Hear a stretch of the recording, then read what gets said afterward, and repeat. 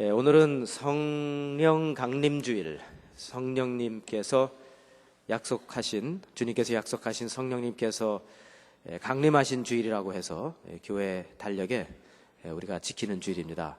오늘 그래서 저는 여러분과 함께 교회와 성령이라는 제목으로 말씀을 나누려고 합니다. 우리가 교회라고 생각을 하면, 교회를 개척했다, 교회를 세웠다라고 생각하면 제일 먼저 떠오르는 것이 교회의 건물일 것입니다. 교회 건물을 잘 지었다.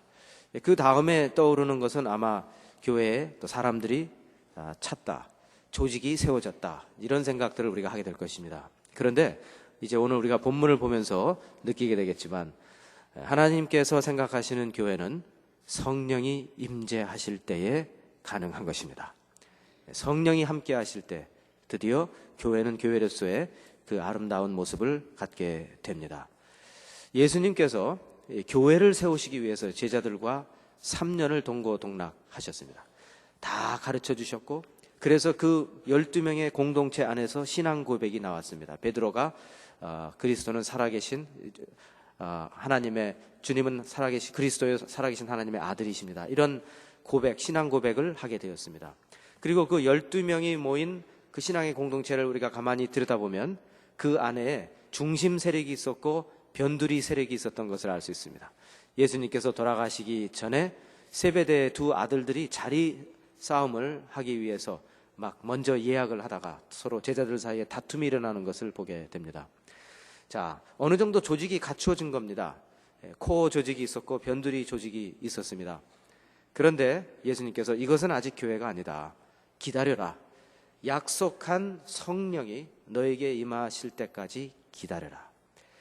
성령이 임하셔야만 드디어 조직체가 유기체로 바뀌게 된다는 말씀인 것입니다. 그러므로 여러분, 교회는 성령이 없이는 불가능합니다.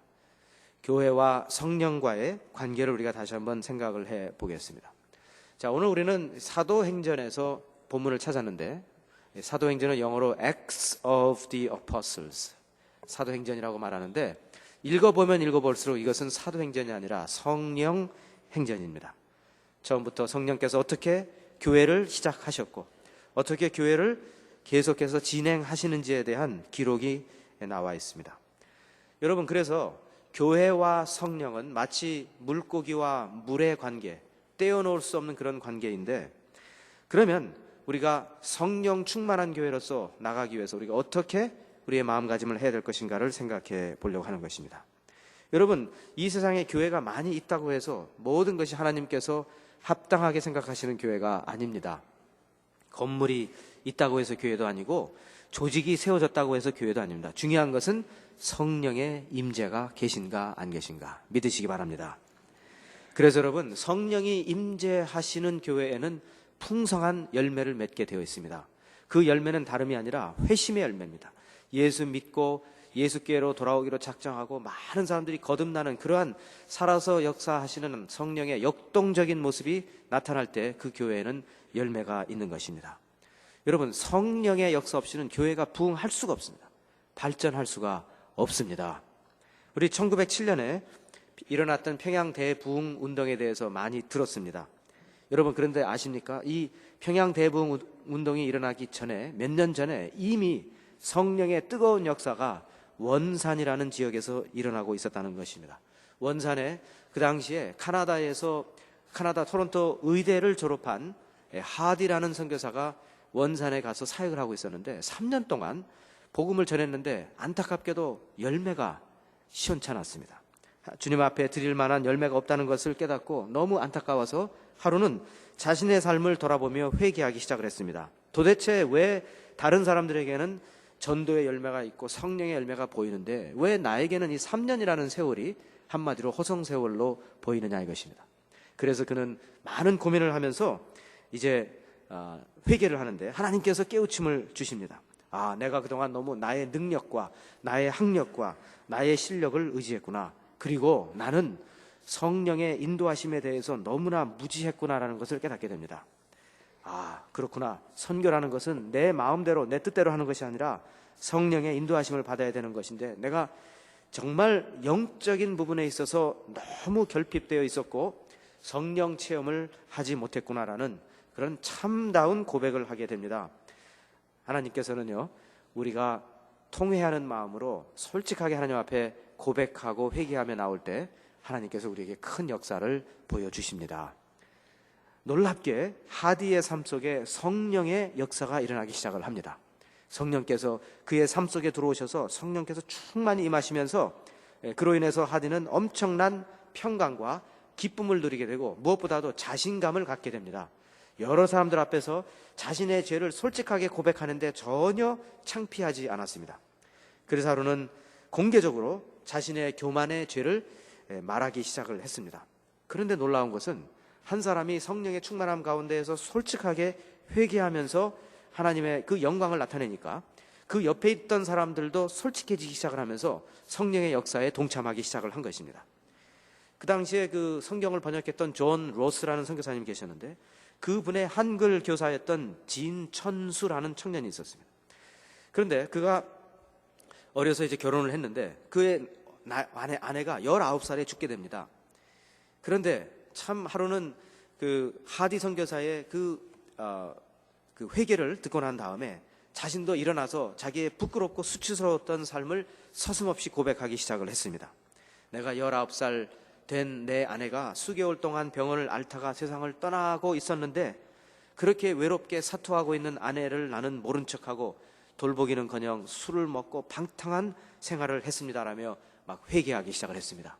나는 정말 못된 사람입니다. 심지어 아내가 이제 새해가 되어서 세상을 떠났는데 새해가 돼서 세상을 떠나니 왜 이 아내가 나는 친구와 명절을 보내지도 못하게 왜 이때 해필이면 죽었느냐 하면서 죽은 아내를 저주할 정도였다고 고백을 합니다. 그가 눈물을 흘리며 자신의 죄를 막 고백을 했는데 사람들이 수근수근 거리는 거예요. 이 사람은 진천수라는 사람은 양반 가문의 사람인데 어떻게 이렇게 창피한 이런 자기의 부분들을 다 드러낼 수 있을까? 공개적으로 죄를 고백하는 그 모습을 보면서 사람들이 너도 나도 할 것 없이 막 죄를 회개하며 그랬을 때 불길 같은 성령의 역사가 원산 지역을 막 덮기 시작을 했습니다. 그래서 원산 지역에서 일어났던 그 대부흥 운동이 결국 그 막 산불처럼 막 퍼져가지고 평양의 대부흥 운동으로 이어지게 되고 1907년에 길선주 장로님을 중심으로 한 그 어마어마한 대부흥 운동이 결국 한반도 전역에 이르게 되는 놀라운 역사가 일어나게 되었습니다. 여러분, 성령의 역사를 믿으십니까? 성령의 역사는 우리의 죄 속에 빠진 심령을 구원하시고 그리고 침체된 교회를 부흥시켜 주시는 것입니다. 오늘 본문에 보면 지금 마가의 다락방에 120명의 예수님의 제자들이 모여서 기다리고 있었습니다. 무엇을 기다렸느냐? 약속하신 성령을 기다리고 있었습니다. 너희들은 아무데도 가지 말고 너희들은 예루살렘을 떠나지 말고 약속한 성령을 기다려라. 이 120명의 제자들이 이 성령을 기다리는데 잘 몰랐어요. 이거 어떤 모습으로 성령께서 역사하실까 잘 몰랐어요. 아마도 그들은 에스겔서 37장에 나오는 막 마른 뼈가 막 일어나서 살이 붙고 막 혈기가 돌고 그래가지고 다시 생명체로 변하는 그런 모습을 상상했는지 모르겠습니다. 어쨌든 기다리라고 하니까 기다리는 거예요. 여러분, 아마 이 말씀 설교를 듣는 여러분들 가운데 오늘 많이 하나님 앞에 기다리는 분들이 계실지 모릅니다. 하나님께서 기다리라고 했기 때문에 기다리고 있을지 몰라요. 여러분, 하나님의 일에는 꼭 기다림이라는 과정이 포함되어 있습니다. 왜냐하면 우리를 순종하는 사람들로 만드시기 때문입니다. 우리로 하여금 나의 조건이나 나의 텀으로 하나님께 접근하는 것이 아니라 하나님의 조건, 하나님의 텀으로 우리를 만나주시는 하나님이시라는 것을 우리가 꼭 배우기를 원하십니다. 그래서 어떤 때는 기도가 무엇인가 그러면 기도는 기다리는 것이다. 기다리는 것이 기도고, 그렇다고 여러분 기다린다고 내가 기도 많이 한다 이렇게 생각하면 안 되고요. 근데 결국 기도라는 것은 기다림의 연속이다. 하나님 언제 주시겠습니까? 하나님 언제 기도 응답해 주시겠습니까? 그런데 하나님께서 좀 더 기다려라, 좀 더 인내하고 기도해라 말씀하십니다. 왜? 우리는 하나님의 일을 하는데 하나님의 일은 우리의 시간에 우리의 방법으로 이루어지지 않는다는 것을 가르쳐 주기를 원하시는 것입니다. 하나님의 일은 하나님의 방법이고 당연히 하나님의 시간에, 하나님께서 선택하신 시간에 이루어질 줄 믿습니다. 그렇기 때문에 중요한 것은 무엇이냐면 하나님의 역사를 사모하며 기다리는 성도들이 되어야 되는 것입니다. 마가의 다락방에 120명의 제자들이 모여서 기다립니다. 자, 여러분 오늘 본문을 보십시오. 2장 1절에 제일 먼저 나오는 단어가 오순절이라는 단어입니다.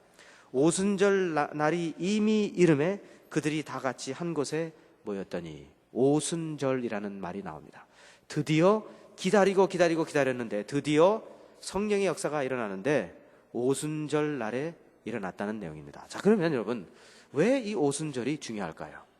오순절, 그 당시에 유대 나라의 그 캘린더를 보게 되면 6월절이 되었을 때 주로 첫 열매, 이 농사의 첫 열매를 따게 됩니다. 그리고 그때부터 50일이 지나고 난 다음에, 그러니까 7번의 일주일이 지나는, 그래서 오순절을 칠칠절이라고도 합니다. 오순절이 되면 그 무르익은 열매가 이제 완전히 익게 돼가지고 이제 드디어 수확을 하는 계절이 오게 되는 것입니다. 그러므로 오순절이라는 것은 열매를 이제 다 따는, 수확한다는 것을 의미합니다. 예수 그리스도께서 6월절에 어린 양으로 이제 죽임을 당하시고 그리고 부활하셔서 부활의 첫 열매가 되셨는데, 이제 50일을 기다렸던 예수 그리스도의 제자들이 성령을 받으며 이제 생기가 돌면서 부활의 충분한 수확의 증거가 된 것입니다. 그래서 베드로가 설교할 때 3,000명의 영혼이 주께로 돌아왔다고 하는데, 바로 성령이 오순절에 임하셨다는 그 말씀은 이제 앞으로 회심의 열매가 풍성히 임하게 될 것을 예고한 것입니다. 그래서 오순절 날입니다. 성령께서 임하시면 영적 열매가 맺히는데 바로 회심의 열매, 믿지 않던 사람들이 예수를 믿고 돌아오는 놀라운 역사가 일어나게 되는 것입니다. 여러분, 그래서 성령의 역사를 여러분께서 체험하시려면 회심의 역사가 일어나는 곳으로 가시기 바랍니다. 회심의 역사가 일어나고 예수를 드디어 믿기로 작정한 사람들, 그 역사 가운데로 가면 갈수록 우리는 그 안에서 성령의 역사를 체험하게 되는 것입니다. 그리고 우리가 기도해야 돼요. 하나님, 내가 예수를 오래 믿어서 전도한 지 참 오래되었는데 하나님, 이제 나의 삶을 들어서 많은 사람들이 예수를 믿게 하여 주시옵소서. 성령의 역사의 한복판에 서게 하여 주시옵소서. 여러분, 우리가 이렇게 기도해야 됩니다. 자, 그래서 여러분 오늘 본문을 보시면 2절에 드디어 성령이 임하시는데 어떤 모습으로 임하는지 보시면 하늘로부터 급하고 강한 바람 같은 소리가 들렸다라고 적혀 있습니다. 바람이다라고 하지 않고 급하고 강한 바람 같은 소리가 있었다. 그러니까 소리는 막 회오리 바람 같은 그런 바람이 막 쉬 하는 소리는 들리는데 이게 바람인지 아닌지는 잘 모르겠다 이겁니다. 바람이면 뭐가 날아다니는 게 있어야 될 텐데 아마 날아다니는 게 없었는지 소리만 들리는 거예요. 막 소리가 들리는 거예요. 야, 신기하다. 뭐 물체가 움직이지 않는데 막 강하고 급한 바람 소리가 들린다. 바람 같은 소리가 들리고 있어요. 자, 그런데 그 다음에 그 소리가 온 집에 가득하게 들렸다 그랬습니다. 3절에 보시면 또 하나의 자연적인 현상이 일어나는데 불의 혀처럼 갈라지는 것들이 그들에게 보였다라고 적혀 있습니다. 여러분, 우리가 모닥불을 크게 막 이렇게 피우면요, 그 불이 막 올라가면서 혀처럼 막 이렇게 갈라지는 그런 모습들이 보여요. 막 이렇게 저렇게. 그렇죠? 그러면 여러분, 그런데 여기 보세요. 그런 불의 혀처럼 갈라지는 것이 각 사람 위에 하나씩 임했다라고 적혀 있습니다. 지금 온 방 안은 지금 그 소리가 시끄럽게 막 바람 같은 소리가 시끄럽게 들리고, 그리고 눈으로 보는 것은 불의 혀 같은 것이 막 지금 나타나서 각 사람 앞에 막 지금 앉고 있다 이겁니다. 우리가 그 성경을 읽어보면 예수님께서 공성회를 시작하실 때 그 성령이 내려오시는 모습이 나오는데 아주 평온하게 고요하게 비둘기처럼 이렇게 내려오는 그런 모습입니다. 그런데 지금 초대교회의 성령이 임하시는 것은 완전히 극과 극입니다. 아주 강한 바람과 같은 소리와 함께 불의 혀 같은 그런 모습으로 각 사람에게 성령이 지금 임하고 계시다 이것입니다. 만일 여러분께서 마가의 다락방에 그 120명 중에 한 사람이었다면 이런 그 현상을 체험하면서 어떤 마음이 드셨겠습니까? 한번 상상을 한번 해보세요. 마음이 기뻤을까요? 마음이 그냥 무덤덤했을까요? 아니면 뭔가 흥분되었을까요? 아니면 뭔가 두려웠을까요? 1, 2, 3, 4. 정답은 정답은 없지만 정답은 4번. 두려웠을 것이다. 무서웠을 것이다. 왜? 이런 일을 겪어본 적이 없고 성령이 임하시는데 막 바람 같은 거센 바람 같은 소리가 막 들리고 있고, 그리고 막 불의 혀 같은 것이 막 갈라지면서 사람 앞에 막 쫙쫙 내려앉고 있다 이거예요. 예, 야, 저 사람 타 죽지 않겠나 생각하지 않겠어요, 여러분? 네. 겁나지 않겠어요? 네. 저는 이걸 좀 생각해 보면서 제가 어렸을 때 그 무당이 굿하는 걸 봤거든요. 집안에 이제 어른이 아프시다고 막 닭을 잡고 닭을 죽이고 난 다음에 막 피를 뿌리고 쌀을 갖다가 막 앞에다 뿌리고, 그다음에 이제 그 무당이 이제 막 자기 어떤 입신 같은 경험을 해야만 되니까 막 뭐 칼을 들고 다니면서 막 뛰어다니고 막 소리를 내고, 예, 뭐 계속해서 막 그 사람들을 불안하게 만들어요. 근데 제가 그걸 보면서 느꼈는데, 아, 무당이 입신하는 거하고 성령께서 초대교회에 임재하시는 것하고는 너무 차이가 난다 이거예요. 왜, 어떻게 차이가 나는가? 무당은 자기가 막 분위기를 막 지금 돋구어 가고 있어요. 막 하고 난 다음에 어느 순간 입에서 거품이 막 나면서 이제 막 이상한 소리를 하기 시작을 해. 복채를 더 갖고 오라고 그러고 뭐 이상한 소리를 해. 그러나 성령께서는 전혀 120명의 사람들에게 전혀 어떤 뭐 그런 강요하는 게 아니에요. 일방적으로 완전히 그 바람 같은 막 소리가, 거센 소리가 막 집안을 가득하게 채우시고 난 다음에 각 사람에게 불의 혀가 갈라지는 것처럼 막 임하기 시작을 했다 이겁니다. 두려운 거죠. 여기서 우리에게 가르쳐 주시는 것은 뭐냐면 성령의 역사는 전적으로 하늘로부터 일어나는 것이고 우리가 조작하는 것이 아니에요. 성령의 역사는 내가 막 뭐 시계에 막 뭐 소리를 막 지른다고 해가지고 성령의 역사가 더 일어나는 게 아닙니다. 믿으시기 바랍니다. 어떤 분들은 뭐 성령의 역사가 정말 일어나려면 목이 쉴 때까지 완전히 뭐 그렇게 뜨겁게 떠내려갈 기도를 해야 된다 그러는데, 그건 인간이 조작을 하는 거죠. 여기 오늘 본문에 보면 당연히 하나님께서, 성령의 역사는 당연히 일방적으로 하나님께서 하시는 것입니다. 지금 제자들이 막 그 성령의 역사를 지금 체험하고 있는 것입니다. 자, 그런데 그 다음에 4절에 보시면 세 번째 마지막으로 엄청난 현상이 일어나는데, 그것은 뭐냐면 그들이 다 성령의 충만함을 받고 드디어 성령의 임재하심을 체험하고, 그리고 성령이 말하게 하심을 따라 다른 언어들로 말하기를 시작했다라고 적혀 있습니다. 오늘 우리가 말하는 그런 방언을 하기 시작을 했다는 겁니다. 근데 모든 사람이 방언을 하기 시작을 했다는 것입니다. 아, 그 막 한번 여러분 상상을 해보세요. 그 방 안에 120명이 가득 찼는데 바람과 같은 소리가 막 시끄럽게 막 왔다 갔다 하고 불의 혀 갈라지는 것처럼 막 그런 모습이 보이는데, 이제는 거기에다가 세 번째로 가동을 해서 그 사람들이 각각 전부 다 시끄럽게 막 소리를 내면서 온갖 방언으로 말을 하기 시작을 했다 이겁니다. 자, 그런데 본문을 잘 읽어보니까 이 방언에 두 가지 특색이 있어요. 두 가지 특색. 첫째는 이 방언은 오늘날 우리가 어디 기도원에 가서 사람들 방언하는 소리를 들어보면 도대체 이게 무슨 말인가, 이게 아프리카의 어떤 추장이 하는 말인가 잘 몰라요. 그런데 이 당시에 마가의 다락방에서 120명이 방언을 할 때의 한 가지 특색은 사람들이 알아들었다는 겁니다. 이 말을 알아들었어요. 그때 많은 사람들이 주위에서 몰려왔는데, 하도 사람들이 시끄러우니까 몰려왔는데, 그 당시에 또 여행을 하는 사람들이 많았습니다. 여러 지역에서 왔습니다. 여기 보시면 8절과 9절에 보시면 우리 각 사람이 난 곳 방언으로 듣게 되는 것이 어찌 됨이냐 하면서, 우리는 바데인과 메데인과 엘람인과 계속 나와요. 메소포타미아, 유대, 갑바도기아, 본도 아시아, 부르기아, 밤빌리아, 애굽, 구레네, 가까운 리비아에서 온, 심지어 로마에서 여러 군데에서 왔는데, 그런데 우리의 말로 이 사람들이 막 말을 하고 있다. 첫 번째 특색은 뭐냐면 이 방언은 그 당시에 사용되었던, 여러 지역에서 사용되었던 알아듣던 말로 하고 있었다 이것입니다. 이게 중요해요. 왜? 두 번째 특색을 우리가 보면서 중요한 것을 깨닫는데 11절입니다. 그런데 이 언어가 왜 알아듣는 말로 되었는가 보시면, 우리가 다 우리의 각 언어로 하나님의 큰 일을 말함을 듣는도다 하고 그랬습니다. 자, 그 120명이 혼잡스럽게 막 떠들어대면서 정신이 막 없을 것처럼 보이지만 이구동성으로 하는 말이 있는데 그 방언으로 하는 말의 컨텐츠는 다 똑같았다는 거예요. 무슨 말이냐? 하나님의 큰 일을 말하고 있었다. 하나님께서 행하시는 놀라운 그 큰 일에 대해서 증거하고 있었다. 똑같이 증거하고, 이 사람도 그 사람 그 지역의 말로, 이 사람은 그 지역의 말로 해서 내용은 다 똑같았다.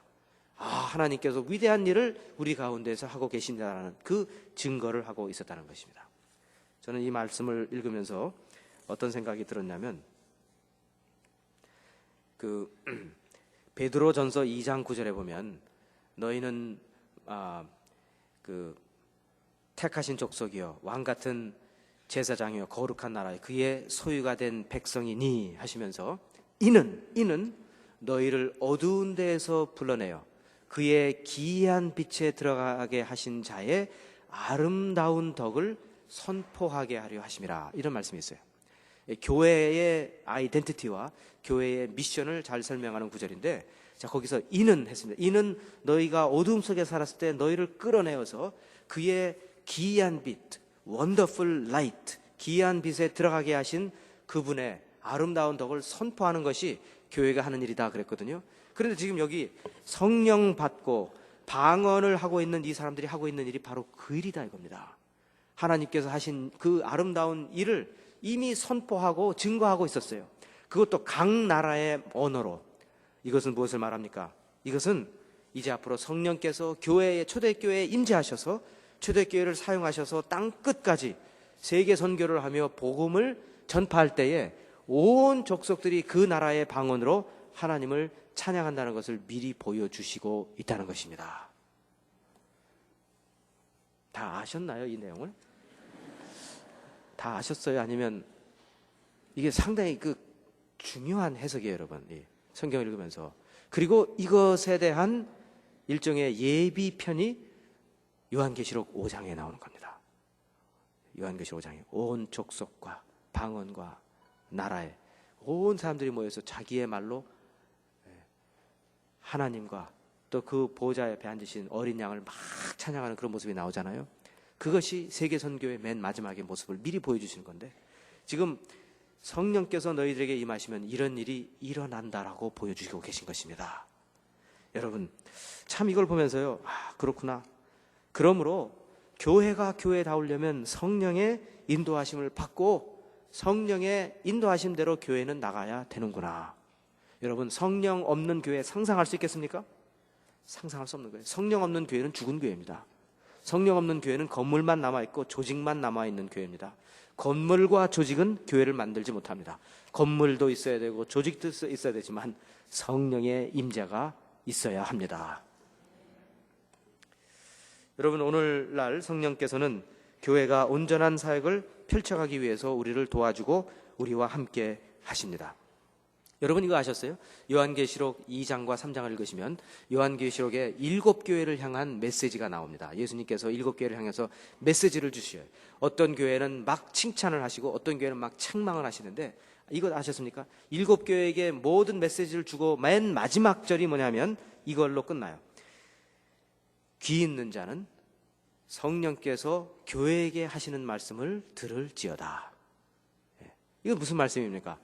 성령께서 안타깝게 각각 교회를 향해서 메시지를 주시는 거예요. 지금 네 교회는 왜 이렇게 이 정도밖에 안 되느냐, 너희 교회는 정말 잘하고 있다.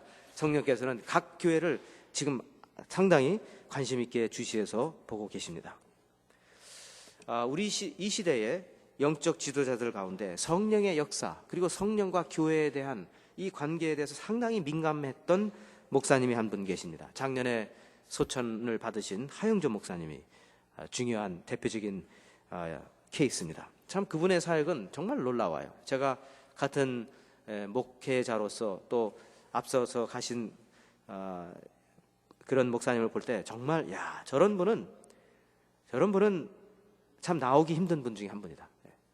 그렇게 생각이 돼요. 그런데 여러분, 이거 아셨습니까? 그분이 성령 사역을 하신 분이에요. 성령 사역. 그런데 그분은 장로교 통합측 목사입니다. 근데 그분의 사역을 그분이 소천하시고 나서 평가를 하게 되는데 그분은 전형적인 장로교의 스타일이라고 우리가 그 틀 안에 넣을 수가 없어요. 왜? 성령 사역이라는 이 플러스 팩터가 있기 때문에 그렇습니다. 어떤 분들은 그분의 사역을 막 함부로 비판을 해요. 잘 모르고 그분이 뭐 저런 운동에 빠지고 함부로 하는데 나중에 하나님 앞에 가서 야단 되게 맞을 겁니다. 보세요. 잘 모르면 가만히 있는 게 좋아요. 그런데 잘 알지도 못하면서 막 그분에 대해서 막 비판을 하는 인터넷에 글들이 올라오는데 너무 한심한 거죠. 여러분, 그분이 이 성령의 역사에 민감하게 된 동기가 그분의 책에 나와요. 온누리 교회를 개척하고 한 6년쯤 되었는데 건강 검진을 하니까 당신은 지금 의사가 간경화인데 쉬지 않으면 죽습니다. 그게 어떻게? 어쩔 수 없이 안식년을 가게 됐답니다. 쉬게 되었다는 거예요. 간을 이제 회복시키는 거죠. 그런데 그 1년 동안 쉬는데 끊임없이 성령의 음성이 들리는 겁니다. 성령 사역을 해라. 성령 사역을 해라. 근데 그때만 해도요, 성령 사역 그러면 아주 그 선입관이 안 좋았어요. 왜? 그 성령 사역하는 사람들이 보면 너무 치중되어 있어요. 한쪽으로. 편중된 사역을 합니다. 그냥 뭐 예를 들면 방언하지 않으면 마치 성령을 받지 않은 사람처럼 취급하고 뭐 어떤 은사나 이런 게 없으면 마치 실력이 없는 목회자로 생각하고 이런 아주 편중된 그런 사역을 하는 사람들이 있었기 때문에 좀 그 선입관이 안 좋았어요. 그래서 이분도 나는 그거 못하겠습니다. 하나님께 계속해서 이렇게 뺐는데 그런데 이제 성령 사역을 하라는 음성을 주시니까 이분이 이런 글을 썼습니다. 그때 온누리 교회는 비행기의 외형을 갖고 있었지만 날지 못하는 자동차에 지나지 않았다. 비행기는 일정한 시간이 되면 떠나야 한다. 그 맞는 말이에요. 제가 비행기를 이렇게 활주로가 그렇게 길지 않습니다, 여러분. 그렇죠? 근데 비행기의 속도는 어마어마해요. 이것이 비행기가 막 뜰 때는 몇백 킬로미터 시속 이게 돼야만 올라가는 거죠. 그런데 여러분 한번 생각을 해보세요. 쫙 활주로 거의 끝까지 다 쓰고 난 다음에 기장이 뜰까 말까? 에이, 뜨지 말자라고 안 뜨면요 죽는 거예요. 이건 전부 다. 왜? 활주로는 끝이잖아 이제. 그 다음에는 그 공항 벽이 있든지 뭐 그 다음 집들이 있든지 할 거 아니에요. 비행기는 뜬다고 생각을 했으면 쫙 가다가 떠야 되는 거예요. 떠야만 되는 겁니다. 그런데 안 뜨면 문제예요. 교회도 마찬가지. 교회도 막 웅성웅성 모이고 조직이 생기고 성령의 역사가 막 보이기 시작할 때 교회는 떠야 되는 겁니다. 안 뜨면 어떻게 될까요? 교회는 갈라지고 깨지고 푹삭 주저앉는 겁니다. 그 이분이 이제 일단 비행기는 일정 시간에 떠나야 되는데 떠나지 않으면 안 된다. 막 덫에 걸린다. 수준 이상을 벗어나지 못한다. 막 이런 위기의식을 느끼고 있었습니다. 그런데 성령주의자들의 극단적인 일방적인 이런 사역에 정말 못마땅해서 나는 이렇게 안 해야 되는데 하는데 성령께서 다시 감동을 주시면서 이것이 성령 사역이다 라면서 성령 사역이 무엇인지를 가르쳐 주시는 겁니다. 이분이 이렇게 적었어요. 성령 사역은 프로그램이 아니다. 성령께서 주체가 되어 하시는 목회다. 교회의 모든 일에 하나님의 임재, 성령님의 임재가 있도록 하는 것이다. 지금까지 내가 결정을 했다면 이제부터는 성령님이 결정하시도록 하는 것이다. 성령님을 초청하고 성령님께 마음과 찬양을 드리는 것이다. 성령 사역은 태도의 변화다. 어떻게 보면 작지만 본질적인 것이고 아주 뜨거운 변화다. 여러분, 그래서 이 성령 사역이 이제 그분의 그 사역에 포함되기 시작을 하면서 두 날개를 달고 날아가는 비행기가 된 겁니다. 그래서 그 교회의 사역이 어마어마했어요. 임팩트가 대단했다 이것입니다. 여러분, 우리는 사도행전을 읽으면서 중요한 것을 깨닫습니다. 오늘은 성령 강림주일, 성령과 교회의 관계에 대해서 우리가 생각을 하고 있는데 여러분, 성령께서 우리 토론토 영락교회에 임재하심을 믿으시기 바랍니다. 여기에 회심의 역사가 일어나고 있으면 성령의 역사가 일어나고 있는 것입니다. 토론토 영락교회에 사람들이 들어와서 예수 믿지 않던 사람들이 들어와서 예수를 믿고 눈물을 흘리고 회개하고 하나님께로 간다고 하면, 하나님께로 가까이 나간다고 하면 이 교회에는 성령의 역사가 있는 것입니다. 여러분, 성령의 역사가 있는 한복판으로 들어오시기 바랍니다. 교회와 성령 분리할 수가 없습니다. 우리는 성령의 뜨거운 역사를 위해서 우리 마음 문을 열어야 하는 것입니다. 다시 한번 말씀드리지만 이 성령의 역사라는 것, 성령 사역이라는 것은 방언을 하고 은사와 치유를 경험하는 것만으로 극한돼서는 안 됩니다. 더욱더 중요한 것은 뭐냐면 성령의 사역이란 성령의 인도하심을 받는 성도들이 모여서 성령님의 음성을 들으며 성령님의 지시에 순종하는 일들을 할 때에 성령 사역이 일어날 줄 믿습니다. 그러므로 여러분, 우리는 전통에 얽매여서도 되는 것이 아니고 우리의 재정에 얽매여서도 되는 것이 아니고 사람들의 눈치에 얽매여서도 되는 것이 아니라 우리에게 얽매여야 될 것은 오직 한 가지, 성령의 역사, 성령의 인도하심인 줄 믿으시기 바랍니다. 오늘 말씀을 들으시면서 잠시 눈을 감고 세 가지 질문에 답을 우리가 마음속으로 할 수 있기를 바랍니다. 오늘 말씀에 성령과 교회는 떼어놓을 수 없는 관계라고 했습니다. 여러분 잠깐 눈을 감고 고개를 숙이시기 바랍니다. 교회의 지체가 되는 우리 모든 성도는 성령님의 인도하심을 받아야 되는 것입니다. 여러분, 지금 나의 삶 가운데에 성령님께서 무슨 일을 하고 계시는지 여러분 깨닫고 있습니까? 나의 삶 속에 성령께서 어떠한 음성으로 나에게 다가오시는지 여러분 깨닫고 있습니까? 깨닫고 있다면 그 음성에 순종하십시오. 만일 나는 하나님의 성령님의 음성을 듣고 따라간 지 너무나 오래가 되었습니다 한다면 이 시간 절실하게 기도하십시오. 오 하나님, 나에게 성령님의 음성을 들려 주시옵소서. 그리고 그 음성 따라 순종하게 하여 주시옵소서. 또 우리가 기도할 것이 있습니다. 오 하나님, 성령님께서 나보다 먼저 가셔서 지금 나로 하여금 계획하시며 준비하시는 일은 무엇인지 알게 하여 주시옵소서. 내가 영적으로 민감해서 성령님의 인도하심을 느끼게 하시고 나보다 먼저 가셔서 준비하신 성령님의 그 일을, 그 계획을 깨닫게 하여 주시옵소서.